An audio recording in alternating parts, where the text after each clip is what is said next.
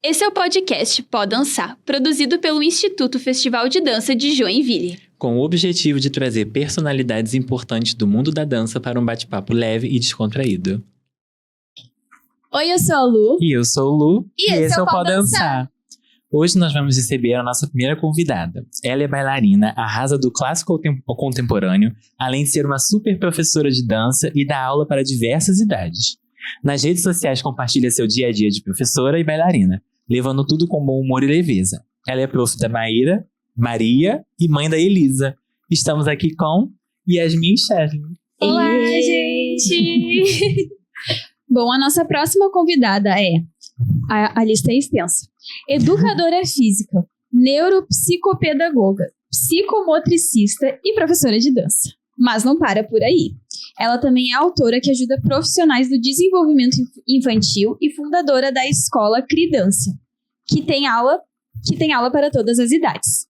Praticamente uma Barbie Profissões. Estamos aqui com Lu Braga. Ai, olá, boa tarde. Gurias, muito obrigada por terem aceitado o convite. A gente está muito feliz em reunir vocês aqui para conversar um pouquinho dessa área que é a dança para crianças, né? Didática infantil, enfim. E as duas têm bastante experiência com esse meio, então acho que vai ser um episódio bem legal.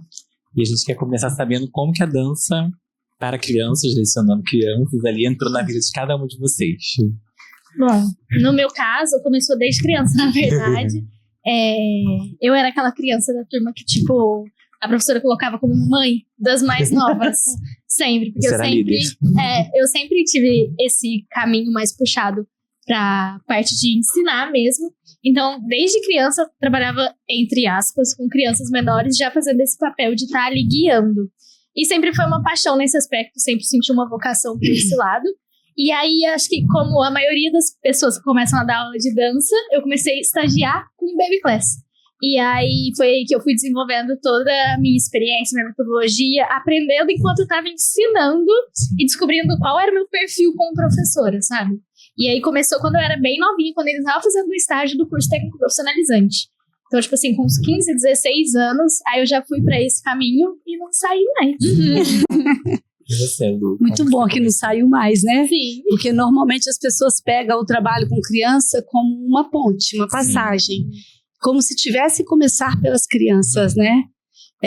Bom, para mim, eu sempre tive muita afinidade com criança. E desde sempre também eu encaro a dança como uma ponte para a educação e formação humana. Então, trabalhar com crianças, a minha sensação é de eu poder realizar de uma forma mais potente esse propósito. Ai, que legal.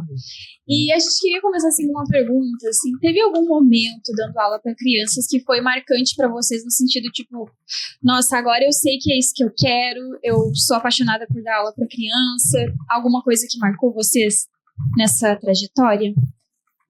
Pra mim, em alguns aspectos, assim, ver essas crianças se desenvolvendo e se tornando seres humanos completos com a dança na vida, sabe? Eu sinto que a dança é um instrumento, claro, não só de arte, mas também de muito aprendizado. Tem que ser um ensino plural. A gente está lidando com seres humanos antes de bailarinos. Então, eu sempre busquei muito trabalhar esse aspecto do socioemocional com as crianças, sabe? Eu me interesso muito pela área de pedagogia, né? Então, estudo bastante. E aí, a gente conseguir trabalhar esse lado social das crianças, esse lado que elas precisam para a vida inteira, para ser um ser humano funcional e tudo, e ver isso em prática. Porque, assim, eu tenho 28 anos. E aí tem crianças que às vezes fizeram aula comigo, que hoje em dia tem, tipo, 15 anos. E aí são seres humanos formados, alguns, tipo, mudaram de carreira. Eu tenho uma ex-aluna que ficou comigo 6 anos. Ela começou bem pequenininha. E aí quando ela foi crescendo e se desenvolvendo, a gente percebeu que ela tinha uma paixão, um fervor, assim, pela parte da ginástica. Então, ajudei a mãe, a gente conseguiu uma vaga pra ela, entrou pra ginástica artística. Hoje em dia tá aí competindo, participando de um monte de coisa. Então, participar dessa parte de formação, pra mim, é muito surreal, assim. Às vezes, encontro elas maiores e tipo, ai, você me deu aula quando eu tinha 5 anos. Eu tipo, oi? Que É a mesma pessoa. Me sinto uma senhora agora. E aí, pra mim, me marca muito. Principalmente o caso dessa aluna minha, chama Heloísa. Porque ela se sentiu à vontade o suficiente pra me falar, tipo assim, uma criança de 11 anos, tipo, gosto do balé, mas não é isso que eu quero. E aí, tipo, pra mim, isso conta Muito. Porque eu não quero que as crianças vejam aquilo como uma obrigação. É uma escolha. A dança é uma escolha. Então, pra mim, é muito surreal esse caso. E foi tipo, poxa, tô no caminho certo, ok. E acompanho ela até hoje. Ai, que lindo. Para mim, já aconteceram várias situações, mas o que mais me chama atenção com criança e o que me faz desejar estar com as crianças é a autenticidade das crianças. Eu acho que a gente vive num mundo muito de imagem, e a criança, ela nos traz esse frescor. E aí eu tenho situações hilárias, assim. Teve uma vez que eu fui substituir, deve ter o que isso? Olha que já deve ter uns 10 anos, eu fui substituir uma professora novinha da minha escola, e quando eu cheguei, eu vi que as crianças estavam me olhando, e eu fui dar aula numa terça-feira de manhã, que normalmente eu estou no administrativo da escola. Então elas sempre me viam com roupa de gente. Aí eu entrei para a sala para dar aula e eu tô vendo aquela criança me olhar assim de cima e embaixo. Aí eu falei, amor, você quer perguntar alguma coisa para a tia antes de eu começar a aula? Aí ela falou, você sabe dar aula? Aí eu falei, sei, a tia foi professora da sua professora. A tia sabe dar aula. Ela falou, é porque você não tem cara de tia, você tem cara de vó. Criança assim. Eu acho isso engraçado, sabe? Não tem uma coisa de, agora eu vou ser avó. Aí uma me perguntou na semana passada, tia, agora que você vai ser avó, a gente vai continuar te chamando de tia? E tem coisas que no mundo adulto é tido como uma gafe, uma coisa, né? E a criança... Se os pais estivessem junto e eu morrer de vergonha. Falou isso. E eu gosto dessa autenticidade, sabe? Esse frescor mesmo que eles trazem pra gente. A Yas, como produtora de conteúdo, ela tem um quadro que ela traz essas situações de sala de aula e tem uma mais engraçada que a outra. Que daí tem a personagem da Maria, né? Maria. Ela é uma personagem recorrente nos meus vídeos de relato. Chama Relatos de Baby Class. Que aí eu trago essas vivências que a gente tem de sala de aula. Porque é muita coisa. É muita pérola que elas vão soltando, sabe? É muito engraçado, é muito divertido. Eu me divirto muito com você. Eu amo. É muito bom. Vou olhar no... Depois vou te mandar lá pra você assistir. Tem muita coisa. E aí, inclusive, esse aí que você falou, se você me permitir, já vou gravar depois. Uma vez ela tá falou assim, você tem mãe ainda? Eu falei, tem. Que nada, sua mãe já até morreu. Eu, tipo, como assim? Eu nem sou tão mais velha assim que você. E elas são muito estéticas, né? Elas querem professora princesa, professora rainha. Então eu tenho que rebolar para conseguir manter com que a peteca não caia, porque esteticamente eu não sou professora com a imagem que elas idealizam, mas eu amo essa faixa etária. A minha escola se chama Cridança, porque é criança que dança. Que legal. E dá aula pra criança uma caixinha de surpresa, né? Assim, todo dia você sai de casa preparado pra tudo. A criança pode vir com uma que você não tá nem esperando. E tem muita coisa que a gente só aprende na prática, né? Isso aconteceu comigo, porque eu não dou aula de dança, mas eu dou aula circular. E, assim, situações muito similares, assim, que a gente fica assim, meu Deus, o que eu falo agora? Mas teve, assim, alguma coisa que vocês viram que vocês só conseguiram aprender na prática, dando aula para as crianças? Eu acho que, bom, partindo da minha própria experiência, quando eu era mais nova, eu cresci num mundo da dança que a autoridade era o autoritarismo, na verdade, era lei. E era tudo que eu conhecia. Então, quando eu comecei a dar aula, como era o que eu conhecia, era a maneira com a qual eu me portava. E uma coisa que eu descobri só na prática foi que o laço, o acolhimento, aquela ligação, muitas vezes traz muito mais benefício a longo prazo e um aprendizado muito mais linear e muito mais gostoso para a criança do que o autoritarismo, pelo menos na minha visão. E eu só descobri isso, só desenvolvi isso na marra, porque eu realmente vinha desse lugar de autoritarismo, e era o que eu conhecia. Então, tipo assim, eu não sabia ser diferente. E aí eu tive que ir desenvolvendo isso com as crianças, e conforme eu ia fazendo e percebendo, poxa, essa criança aqui que dá muito trabalho na aula e tal, se eu falar brava e tal, não resolve. Mas se eu trouxer pra perto, resolve. Então eu aprendi na marra essa parte de modificar como eu vejo as crianças. Eu sinto que eu era uma adulta tentando trazer as crianças pro meu mundo de adulto. Hoje, eu tento me colocar no mundo delas. E aí eu sinto que isso só foi desenvolvido com vivência de sala de aula. Poderia ter sido desenvolvido antes? Poderia. Mas não aconteceu. Aconteceu dentro da sala de aula. É interessante. Porque a Yasmin falou uma coisa, que empatia é você se colocar no lugar do outro, na condição do outro. Então, muitas vezes a gente se frustra com a atitude de uma criança, mas na idade dela, dentro do que ela é capaz de fazer. Então, para mim, o grande aprendizado em sala foi conseguir olhar o aluno como plural e, principalmente, eu lembro que quando eu comecei a dar aula, eu tinha uma preocupação de ser igual para todo mundo. E hoje, quando me perguntam se eu sou a mesma professora com todos os alunos, a minha resposta é com certeza que não. Eu sou o que cada aluno precisa que eu seja. Então, assim, se é uma aluna muito tímida, fazendo um exercício, eu finjo que não vejo erro em prol dela finalizar. Se é uma aluna muito estrela, que quer chamar atenção, fazendo exercício e erra, eu tenho que pontuar, porque ela não pode... Então, eu sou o que cada aluno precisa que eu seja. Isso foi aprendizado em sala de aula. Tem que se adaptar, né, às necessidades de cada aluno. E, assim, na visão de vocês, quais são os principais erros que professores que estão entrando nessa área do balé infantil podem cometer, ou que vocês acham, nossa, isso aqui, tipo, dá uma dica mesmo, assim, para cuidar? Eu diria que estudem a parte teórica. Porque, assim, a gente vem da vivência de sala de aula e acredita que é só aplicar aquilo ali. Mas quando a gente está tratando de crianças, tem muitos aspectos a serem levados em consideração. Você vai saber muito bem do que eu tô falando. A questão toda do psicossocial da criança, da psicomotricidade, tudo isso tem que ser muito estudado. E a gente, como professor, a gente tem que se colocar nesse lugar de professor. Então, sou professor, vou assumir essa responsabilidade. E aí, assumir essa responsabilidade com responsabilidade. Você está lidando com filhos de outras pessoas que serão seres humanos funcionais um dia, terão suas próprias vidinhas e suas próprias vivências. E aí a gente não pode anular porque é criança. Tem que estudar. Esse, pra mim, é o ponto-chave. Porque às vezes as pessoas são colocadas em sala de aula com a preparação só de sala de aula, mas tem que ter um estudo teórico por trás, não tem como. Aí o balé infantil ou outras danças acaba sendo muito banalizado, né? Tipo, eu sou criança. Tipo, vai lá fazer uma brincadeira, vai lá e faz uma dancinha, sabe? Muita gente acaba levando pra esse lado, né? Mas... É o balezinho, né? E professorinha. Não, escolinha, aulinha, é tudo no linha. E é bem isso mesmo, porque eu vejo que a nossa grande dificuldade como profissional do movimento é justamente trazer a cognição.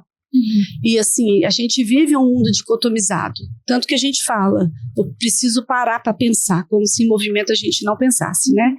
Então assim, a gente trazer esse estudo cognitivo para a sala de aula, respeitar as fases motoras, isso para mim é o mais sério. Eu vejo muitas vezes dentro das fases motoras tanta coisa que a gente tem que fazer na fase motora fundamental, que é a criança até 7 anos, e quantos professores ultrapassando esse processo, ensinando o que não é para ser ensinado com 4, 5 anos, e eu faço metáforas, é como se tivesse uma criança que só precisasse do leite materno e ter alguém dando uma feijoada, sabe? É quando eu estou entrando com andeor, com plié, com tandi, com crianças de 4, 5 anos. As crianças não precisam nem fazer andeor, que o andeor é especializado a partir dos 7 anos. Então a gente vive... Então isso é o mais sério para mim, assim, que eu vejo. E infelizmente, quem estuda e quem respeita as etapas é exceção. Então é visto como se não fosse um balé tão bom quanto o outro, que a menina com 5, 6 anos está fazendo um monte de coisa que não era para fazer. Uma vez eu ouvi de uma criança de 4 anos da minha escola, falei, tia, minha mãe vai me tirar desse balé. Eu falei, filha, por quê? Aí ela virou e falou assim, ela vai me colocar num balé mais sério. O que é um balé sério uma criança de 4 anos, minha gente? Né? Então isso é sério, assim. Que a gente vê, que a gente vive uma sociedade que as mães querem acelerar o processo para o filho ser melhor. Coloca um peso onde não teria necessidade, né? Isso é o mais sério para mim, é estudar, isso aí, estudar. Acho que a internet tem favorecido muito esse lado, né? Porque tem aparecido muitas crianças muito pequenas fazendo coisas muito elaboradas. Às e vezes de pontas. De ponta, Mas quando a com menos gente de vê 10 anos. algo bizarro, aí sim.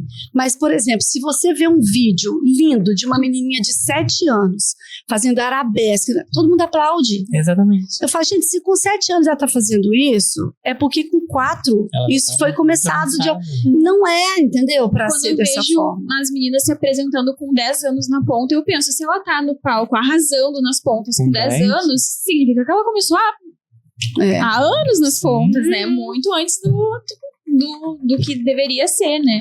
Se ela já está arrasando nas pontas com os 10 anos, eu fico pensando o que essa criança estava fazendo antes. Isso. Eu chegar acho nesse que ponto. uma das frases que eu mais falo é: criança tem que ser criança. E Sim. parece que a gente tá falando aos ventos, assim, fazendo uma força enorme pra ser ouvido nesse aspecto, né? É difícil. E ninguém lembra, eu- né, que isso vai trazer um efeito colateral que pode ser muito negativo no futuro, né? E o preconceito pelo brincar, né? Sim. Eu falo que Criança tem que brincar. a recreação é diferente da ludicidade. Sim. Então, é claro que os pais não estão pagando balé para a gente recrear. Recrear é só se divertir. Agora, a ludicidade é necessária e é fundamental, é essencial. Que é o brincar sobre o olhar de um mediador, que sabe o que está fazendo e para que está fazendo. Sim. E isso faz falta, né? Porque a gente vê muitos adultos agora, hoje em dia, que muito provavelmente lá atrás não tiveram esse momento, né? Que foi pulado e aí chega um adulto não tão funcional assim. Sim. Que não consegue pensar, não consegue imaginar, não consegue se expressar, não entende as suas emoções. E eu acho que isso tudo faz parte Na Do infância. processo. da infância, que foi tomada muito cedo. Sim. Como é que vocês trazem daí essa ludicidade assim para as aulas, para achar um equilíbrio mesmo entre o exercício lúdico ou a questão da recreação? Pra mim, novamente, entra aí o estudo. Tipo assim, as atividades são direcionadas com um motivo, uma mecânica por trás, um objetivo específico, plano de aula, tudo bonitinho pra eu entender. Tô passando esse exercício aqui pra quê agora? Pra trabalhar o quê agora? E uma coisa que eu gosto muito de fazer com elas é passar um super exercício super elaborado nesse sentido de trazer a ludicidade e no fim do exercício perguntar, instigar elas, tipo assim, pra que vocês acham que serve? E deixar elas pensarem e bater cabeça e pensar o que é e me trazer as respostas. Saem umas pérolas maravilhosas. E aí depois no final eu sempre explico, quando vocês estiverem mais velhos, vocês vão entender que, sei lá, por exemplo, a gente tá fazendo um exercício pra saltar em distância. Aí eu mostro um cheval, mostro um vídeo, isso aqui vocês vão fazer quando vocês forem grandes. Só que o caminho pra isso aqui, a gente vai trabalhando desde agora, pra vocês irem aprendendo a mecânica do movimento e tudo mais. E aí eu tento trazer sempre com essa base do meu objetivo final. Então ter objetivos bem estabelecidos do que você quer pra essa turma e do que deve ser o objetivo dessa turma de acordo com a faixa etária, eu acho que ajuda a não se perder nessa parte da ludicidade e virar a recreação. Eu baseio a minha aula com o trabalho do que precisa ser trabalhado nessa faixa etária e trazendo a parte da cognição, que é atenção, memória, linguagem, funções executivas. Então, a minha aula é muito baseada o tempo inteiro, esse olhar lúdico, é toda lúdica a aula, não tem nenhuma, agora é a parte séria, não, a aula toda tem ludicidade. E assim, parece uma bobagem, mas desde a hora... É assim, por exemplo, eu levo, sabe, borrachinhas, mini borrachinhas que vende num potinho assim? Sim. Eu levo muitas, espalho pela sala, quando elas entram, eu dou 5 minutos para elas juntarem os pares. Isso já é um trabalho que parece uma brincadeira, mas é um trabalho de super atenção. Então, já estou trazendo a atenção para começar a aula. Então, elas já focam nos pares, já vão juntando, a gente senta para fazer a chamada. Na hora da chamada, eu já tenho um conjunto de canetinhas que cada aluno vai escolher sua cor, para eu fazer a bolinha do presente. Mas é a cor que ela escolheu.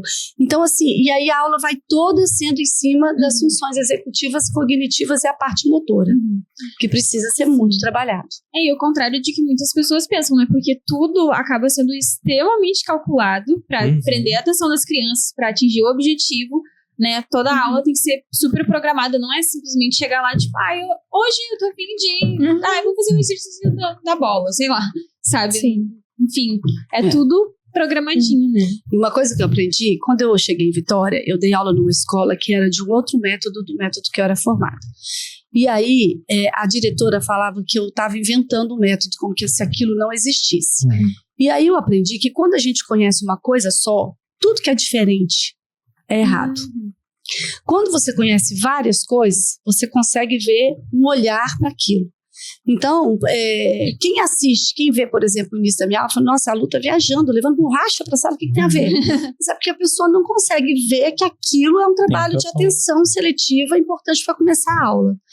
Então, assim, esse olhar holístico mesmo para corpo, mente, emoção, tudo na mesma sala de aula, no mesmo corpo, da mesmo ser humano, né?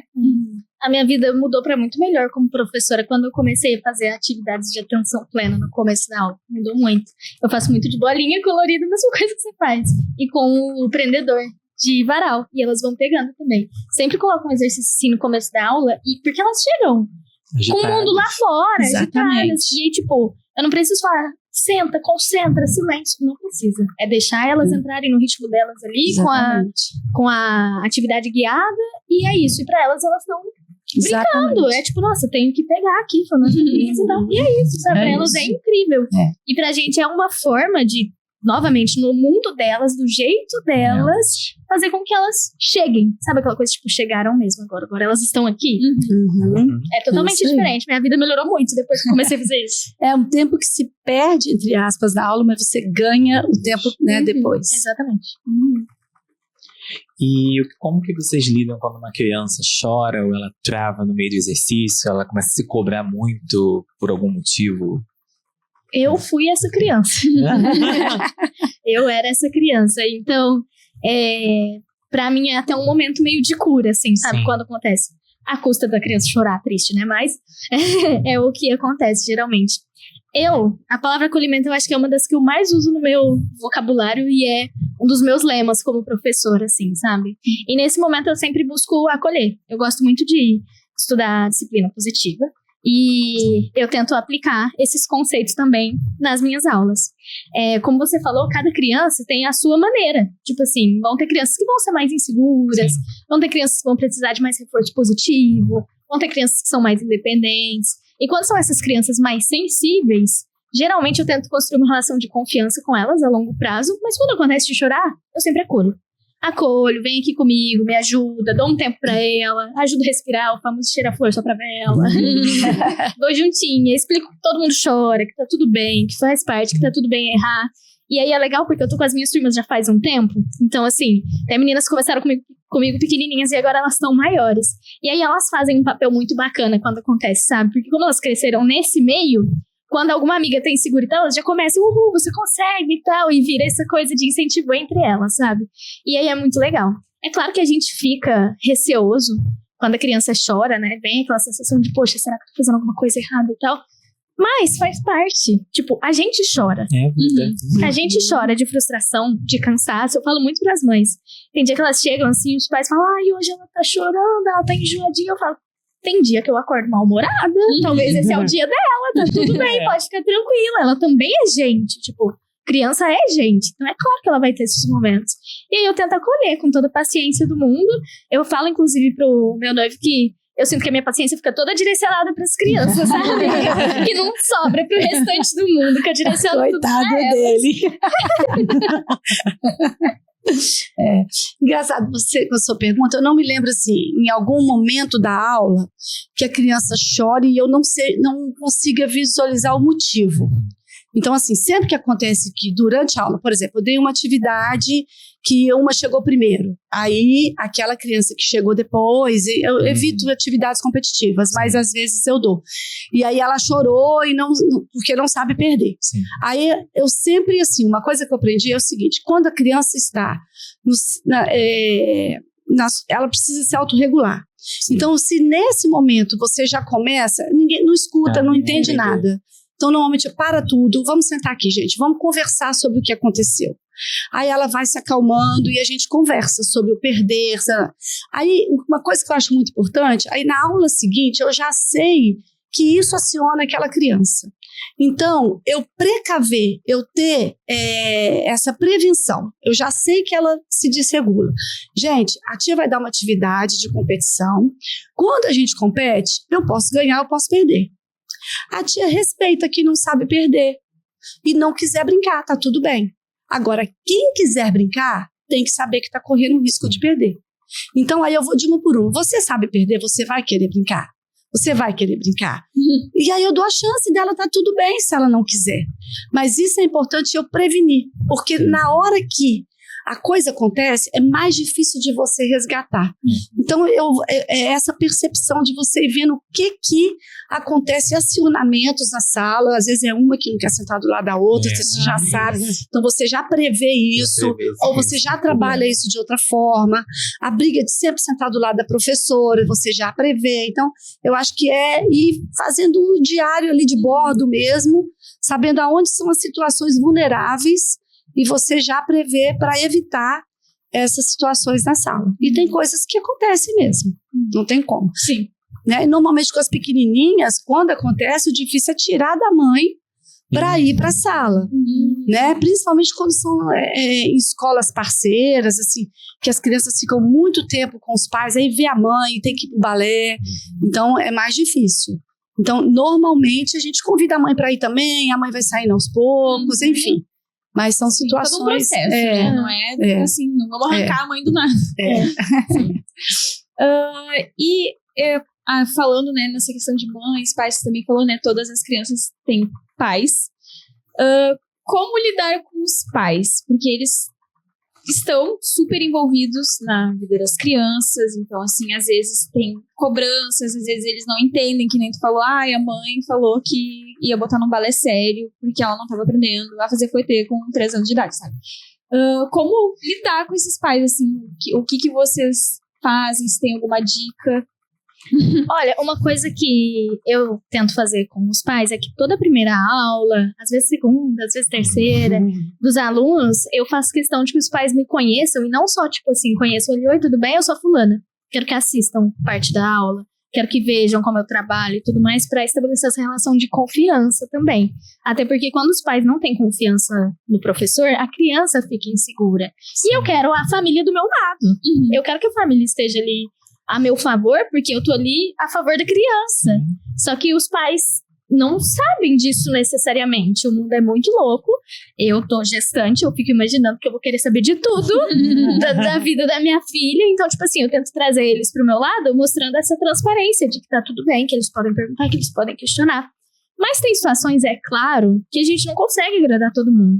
E tá tudo bem. Então, por exemplo, já aconteceu de reclamar pra mim, minha aluna, minha filha, não tá na primeira fila. E aí, eu explicar, olha, ela tem dificuldade pra decorar e tá tudo bem, a gente coloca ela em lugares estratégicos, ninguém fica na frente o tempo todo.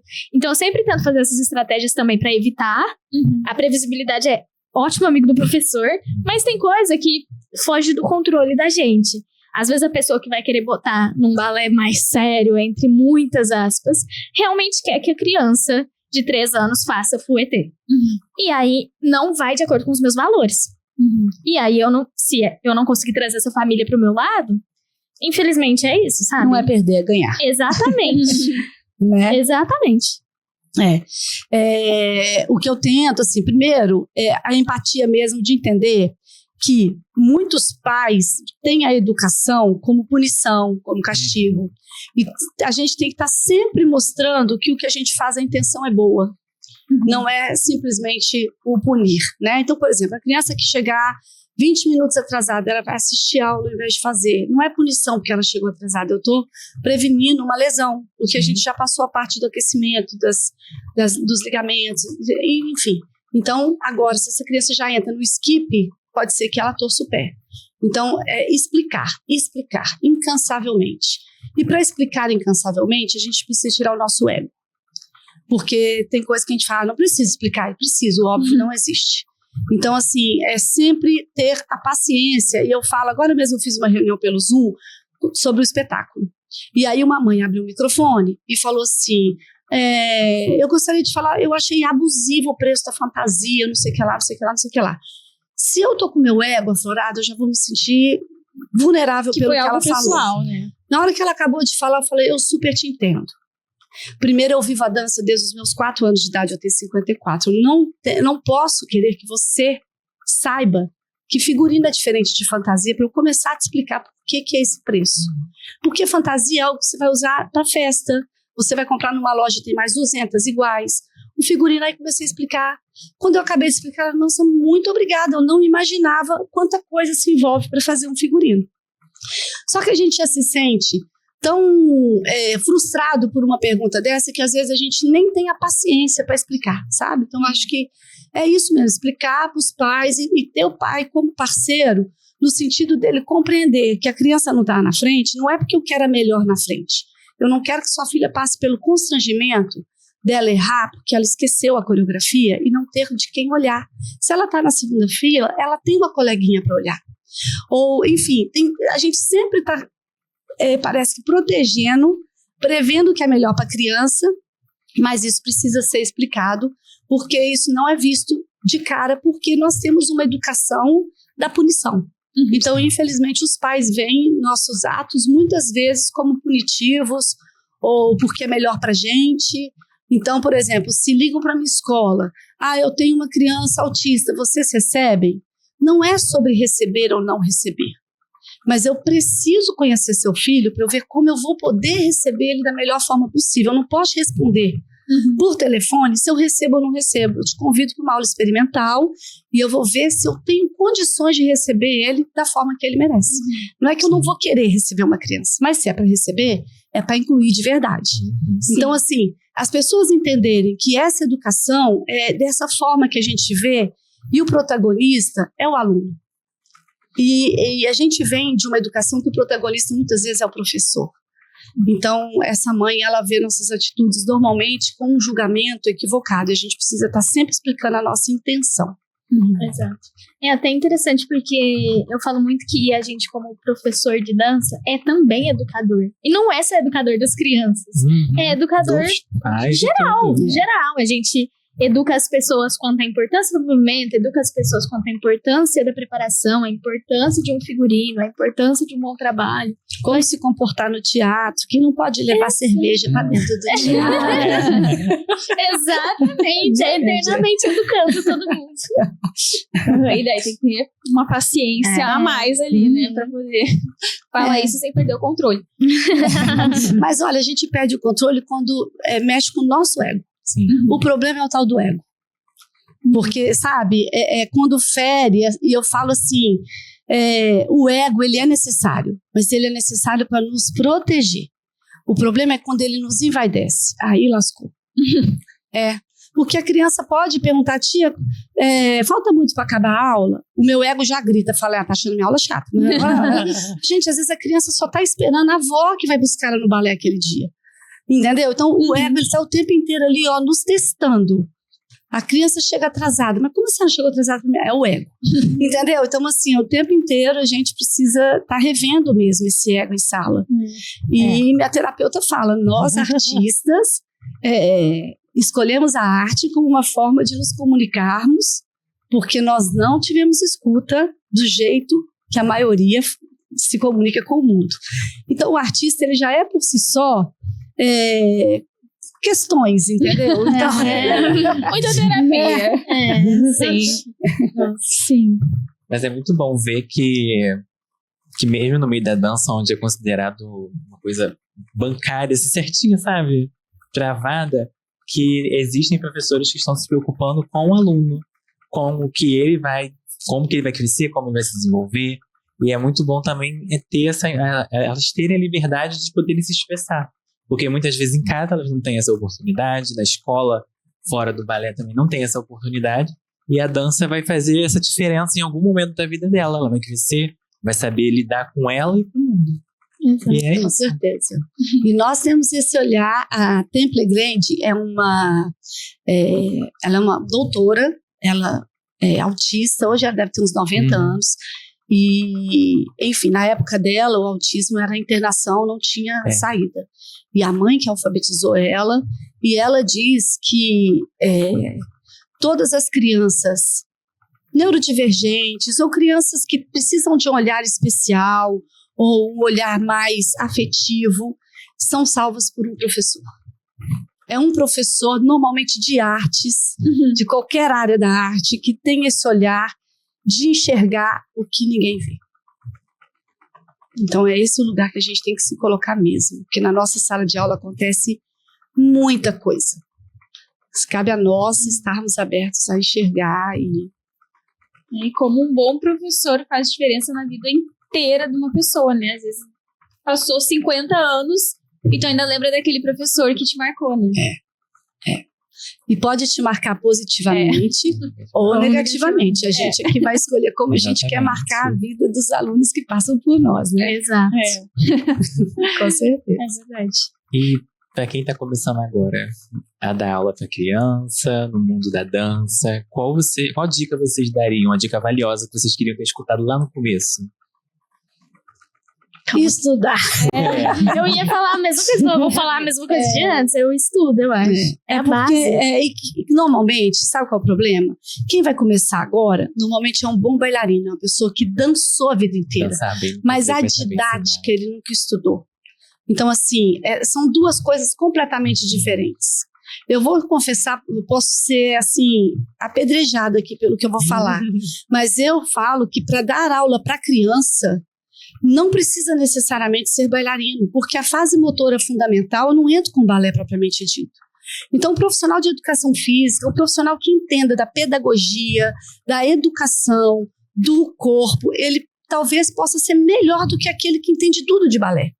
Porque a fase motora fundamental, que é dos 2 aos 7 anos, eu não vou ensinar balé. Eu vou ensinar tudo que é preditor do balé. Então, tá entendendo? E o problema é o quê? Pega a melhor aluna da escola e faz dela professora de balé. Ela é super técnica, ela sabe tudo da técnica, mas como ensinar para criança? É virar a chave, é nascer de novo. É outro universo, é completamente diferente. Então é estudar, né? Tem que não tem estudar. escapatória. Estudar. Não tem Não, escapatória. e fala assim, por que você escolheu ser professora? Muita gente acha que é porque eu adoro ensinar. Não, eu adoro aprender. Eu gosto de aprender. O meu foco está no aprendizado. Eu estudo muito mais do que eu ensino. O ensino é unilateral, né? Você ensina e ele também aprende. O tempo inteiro. A troca em sala de aula é incrível. Sim. Então vamos para o nosso quadro? Vamos. Nós Ai, temos um Deus. quadro agora Ai, meu de Deus. perguntas, assim, com respostas rápidas. Aí, enfim. A gente vai responder junto, assim, 2 e já? Não. Não, pode ser uma de cada vez, alguém- assim. Não. Alguém pode ter uma vantagem. Quem começar agora, depois responde a outra. Tá, bom. tipo, Não responde a outra, espera e a outra responde primeiro. Tá bom. Tá bom. tá. Você quer que eu vou primeiro? Tanto faz. Não vai. Uma apresentação que foi inesquecível para você. Sou eu primeiro? Pode ser Tanto você, faz. para você. pra porque vocês. Uma apresentação que foi inesquecível pra mim? É. Do meu mundo? Agora é sobre vocês, bailarinas. Ao som da brasilidade, WF Studio 2024. Ó, que específico. Olha, né? É uma só? Pode Se roubar. tiver mais. Pode roubar. No ano passado, que eu sabia que seria o último ano que meu pai estaria presente no espetáculo. E em 2005, que foi a última vez que eu dancei como bailarina. Ai, que legal. Bom, a próxima é um perrengue dos bastidores. Um só, gente? Fique à vontade, hein? A gente Não, para mim gosta o de ouvir perrengue todos. gravíssimo foi há 2 anos atrás, que o espetáculo a gente sempre entrega no primeiro ato as crianças até 4 anos e as crianças a partir de 5 fica até o final. E uma mãe, que normalmente são essas, que não lê o WhatsApp, não lê bilhete, né? Estava na plateia, ensandecida e mandando mensagem, eu vou tirar minha filha, eu vou tirar minha filha. E minha secretária só respondendo a regra que as crianças a partir de 5 ficam até o final. Ela me subiu pela plateia, subiu no palco, entrou na coxinha. Aonde está minha filha? No meio do espetáculo. Para mim foi assim, uma das coisas mais bizarras que eu já vivi. Eu tô em choque. 5 anos de escola. Aí você vê a importância das funções executivas trabalhadas na infância. Controle dos inibitório, zero. Foi. E ainda ameaçou que, tipo assim, se vocês não derem minha filha agora, eu vou chamar a polícia por Ai, meu detenção Deus. de menores. Meu Deus, gente, que é isso? Foi muito Tudo chocante. porque ela não deu uma mensagem. Não, e assim, achando que, sabe, nenhuma criança foi entregue. Então, não foi só dela, né? Enfim, foi muito... Ela deixou Eu o me ego senti muito subir vulnerável. pra frente. O ego vulnerável. O ego foi pra Tu cima. fica tão em choque, né? Tipo, nunca imaginaria que alguém faria isso. Nunca. Não sabe E como assim, reagir, tipo, sabe? desregula a equipe toda que tá ali Desregula. atrás, né? As próprias crianças também que estão ali. Foi bem forte. Bizarro.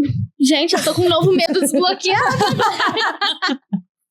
Ai, começou a ter pesadelo com essa cena, meu Deus. Não, meu perrengue perto do seu não é nada. O famoso figurino que chega na hora do espetáculo. Não era de um lugar que, tipo assim, que eu estava como responsável, eu era apenas uma professora terceirizada. E aí, os figurinos não chegavam nunca, e a costureira super atrasada, e as crianças assim, ai, meu figurino, ai, lá, as mães malucas, e a gente... E aí foi traumatizante, atrasou o começo do espetáculo, porque não chegou a tempo. E assim, eu sou super cronometrada, e cronogramas, e listas, e organização, e tudo mais, e aí pra mim foi a morte.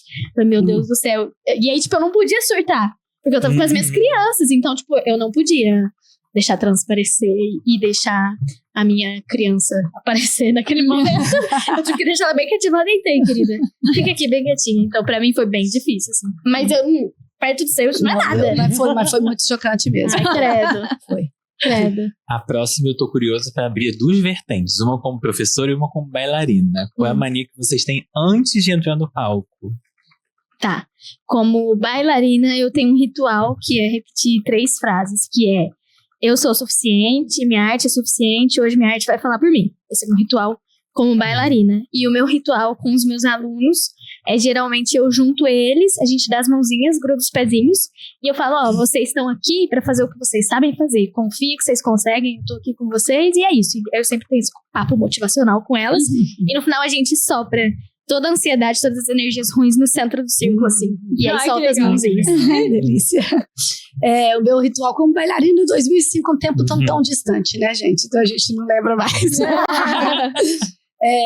Como professora, eu junto o círculo e, assim, embora o balé seja uma arte individual, né? Enfim, cada um por si, no sentido de fazer a sua aula, mas eu tento mostrar ali na escola o tempo inteiro que a importância do todo. Tanto que o meu slogan, antes do slogan novo agora, que daqui a pouco eu falo ele, nenhum de nós é tão bom quanto todos nós juntos. Justamente para trabalhar sobre essa coisa do aluno se achar que é o melhor da escola, o melhor da sala. E aí, o meu ritual é rezar o anjo da guarda, mas todo lugar que eu falo a gente transforma em nós. Então é Santo Anjo do Senhor, nosso zeloso guardador, se a ti nos confiou, né?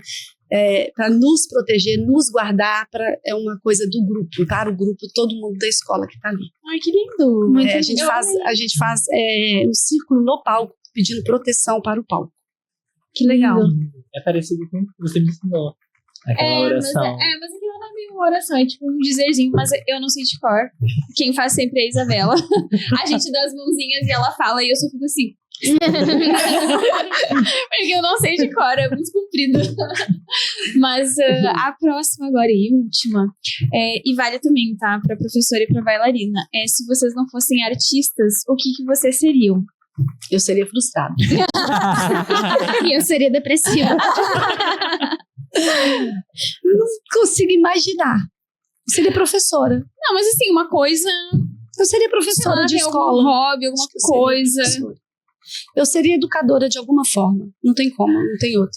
A Cláudia Mota, por exemplo, nos disse que ela seria astronauta. Assim, Nossa, se vocês têm Não um tem. sonho diferente, uma coisa assim... Você já tá no seu sonho, né? Na psicologia positiva, a gente aprende que a gente tem 2 dias mais felizes na nossa vida. O dia que a gente nasce e o dia que a gente entende para que a gente nasceu. E eu tive esse segundo dia aos 40 anos. Foi quando eu fiz a neuropsicopedagogia, eu entendi a potência da dança na formação humana. Bom. Aí eu mudei o slogan da escola, que eu falo depois. Fala você seria... Nossa, eu não faço ideia. Eu acho que eu ia acabar em sala de aula de alguma forma também.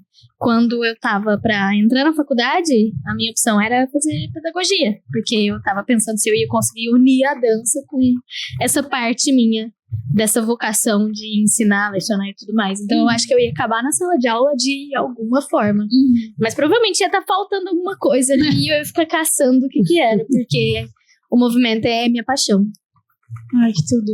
Então as duas não conseguem escapar do mundo de dar aulas. E eu tentei, hein?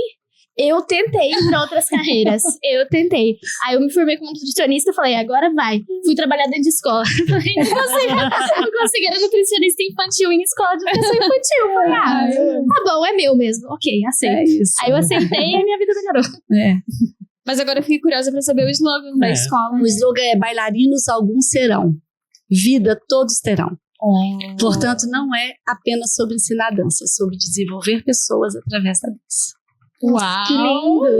Gente, com essa... Mas a dança, olha, nós temos como função cognitiva a sensação, percepção, atenção, memória, linguagem. A linguagem é a função cognitiva mais bem elaborada que o nosso cérebro tem.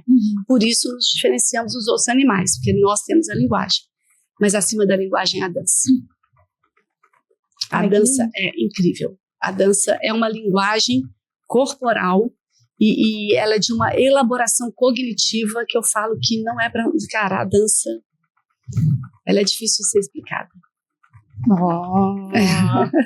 Nossa, e com essa bomba encerramos o episódio.